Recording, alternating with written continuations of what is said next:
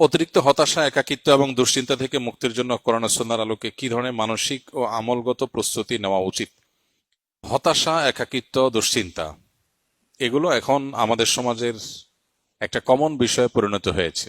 মজার বিষয় হলো, এ বিষয়ে যারা এক্সপার্ট আছেন, যারা সাইকোলজি নিয়ে কাজ করেন, তাদের অনেকের বক্তব্য হলো ডিপ্রেশন এটা বড় লোকের রোগ, এটা কোনো গরিবের রোগ না।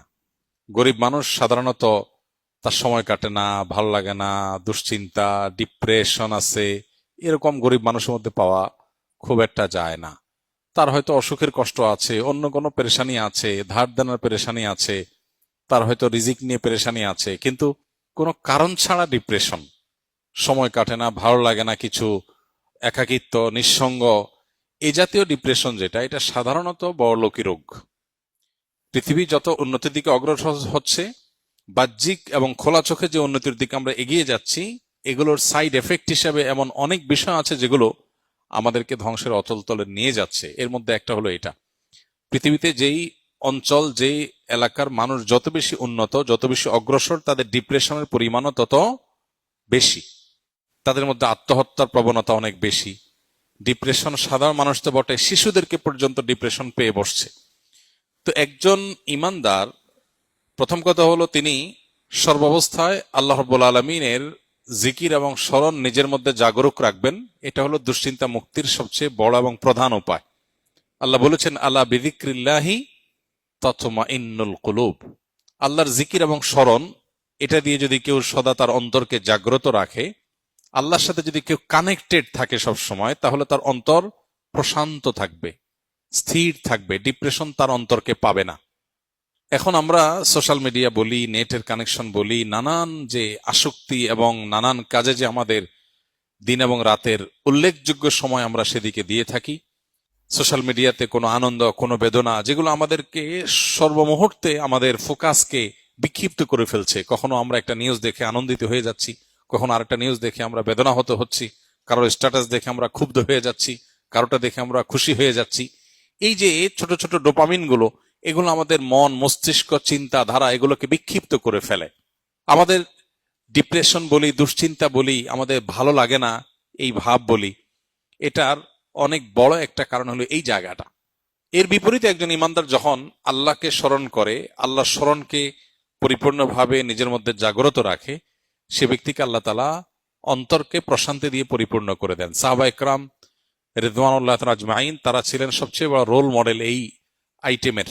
কারণ হলো তাদের আজকালকার জীবনে আমরা যতটা সুখ শান্তির উপকরণ পাই, এগুলোর কিছুই ছিল না। তাদের বাসায় খাবার ছিল না, নুন আনতে পান্তা ফুরাবার মতো অবস্থা ছিল আর্থিকভাবে। কিন্তু কোন সাহাবীকে এরকম দেখা যায় নাই যে এসে নবী করিম সাল্লাল্লাহু আলাইহি সাল্লামের কাছে তার ডিপ্রেশন দূরের জন্য তার অনেক পেরেশানি করতে হয়েছে, অনেক পেরেশানি পোহাইতে হয়েছে। কারণ আল্লাহর স্মরণ দিয়ে তাদের অন্তর পরিপূর্ণ ছিল। এই জন্য আল্লাহর সাথে যদি কারোর অন্তরের কানেকশনটা সবসময় সে ধরে রাখে, 5 ওয়াক্ত নামাজ 5 বার কানেক্টেড হওয়ার উপায়, সকাল সন্ধ্যার দোয়া জিকির আরো 2 বার কানেক্টেড হওয়ার উপায়, ঘুমানোর সময় অনেকগুলো দোয়া জিকির, এগুলো আরো বিশেষ কানেকশনের উপায়। এর বাইরে চলতে ফিরতে, উঠতে বসতে, বাজারে যেতে, বাজার থেকে আসতে, খেতে, খাওয়ার শেষে, খাওয়ার মাঝখানে, ঘুম ভেঙে গেলে, ঘুমাতে গেলে, ঘুম থেকে উঠার পর, ওয়াশরুমে যেতে গেলে, বাসায় ঢুকতে গেলে, বাসা থেকে বের হওয়ার সময়, যে কোনো ভালো কাজ শুরু করার সময়, সারাক্ষণ আল্লাহর স্মরণ দিয়ে আমাদের জীবনটাকে অত্যন্ত ব্যস্ত করে রাখা হয়েছে আমাদের প্রশান্তির প্রয়োজনে। আমরা সেখান থেকে সরে গেছি, ডিপ্রেশন আমাদেরকে পেয়ে বসেছে। এটা হলো প্রধান কারণ। তাহলে আল্লাহর জিকির এবং স্মরণ এটা হলো সবচেয়ে বড় উপায়। এবং ডোপামিন এবং এই জাতীয় বিক্ষিপ্ত করে ফেলার মতো, ফোকাস নষ্ট করার মতো, মন মেজাজকে বিক্ষিপ্ত করে ফেলার মতো বিষয়গুলো থেকে সরে আসা, এটা হলো ডিপ্রেশন থেকে বাঁচার অন্যতম প্রধান করণীয়। এরপরে যে করণীয় সেটা হলো, নবী করিম সাল্লাল্লাহু আলাইহি সাল্লাম বেশ কিছু দোয়া তিনি সবসময় আল্লাহর কাছে নিবেদন করতেন। এর মধ্যে একটা হলো, আল্লাহুম্মা ইন্নী আউযু বিকা মিনাল হাম্মি ওয়াল হাযান ওয়া আউযু বিকা মিনাল আজজি ওয়াল কাসাল। আল্লাহ, আপনার কাছে দুশ্চিন্তা এবং পেরেশানি থেকে পানাহ চাই, মুক্তি চাই।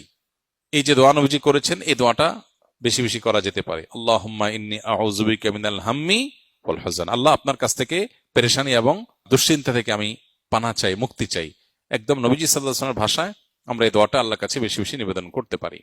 তৃতীয়ত, দুরুদ এবং ইস্তেগফার, এই দুটি আমল প্রসঙ্গে হাদিসে স্পষ্ট আমাদেরকে জানানো হয়েছে যে এই দুটি আমল বান্দার পেরেশানি দূরের ক্ষেত্রে সহায়ক ভূমিকা রাখে। যে ব্যক্তি ইস্তেগফারকে তার জন্য অবধারিত করে ফেলে, ইস্তেগফার যে ব্যক্তি নিয়মিত করতে থাকে, আল্লাহ তাআলা যে কোনো পেরেশানি থেকে মুক্তির পথ তার জন্য বের করে দেন। সেজন্য এই আমলগুলো আমরা বিশেষভাবে আল্লাহ তাআলার কাছে নিবেদন করতে পারি। আল্লাহ তাআলা আমাদেরকে দুশ্চিন্তা এবং পেরেশানি থেকে মুক্ত হওয়ার তৌফিক দান করুন। মনের আশা পূরণ হওয়ার কোনো দোয়া আছে কিনা, থাকলে কি আল্লাহ তাআলার কাছে যে বিষয়ে আপনি ভালো কিছু আশা করেন সেটার জন্য আল্লাহ তাআলার কাছে দোয়া করবেন। দোয়া কবুলের জায়গাগুলো জুমার দিন আসরের পর, ভোর রাত তাহাজ্জুদের সময়, 5 ওয়াক্ত নামাজের পর, বৃষ্টির সময়, এই সময়গুলো দোয়া কবুল হয়। দোয়া কবুল আরো বেশ কিছু সময় আছে, উপলক্ষ আছে, এগুলো তো আল্লাহর কাছে দোয়া করবেন। আর আল্লাহর কাছে যখন নিজের মনের ভালো চাওয়াকে পূরণ করার জন্য কমন কিছু দোয়া আছে। আল্লাহুম্মা ইন্নী আসআলুকা মিনাল খাইরি কুল্লি আজিলিহি ওয়া আজিলিহি।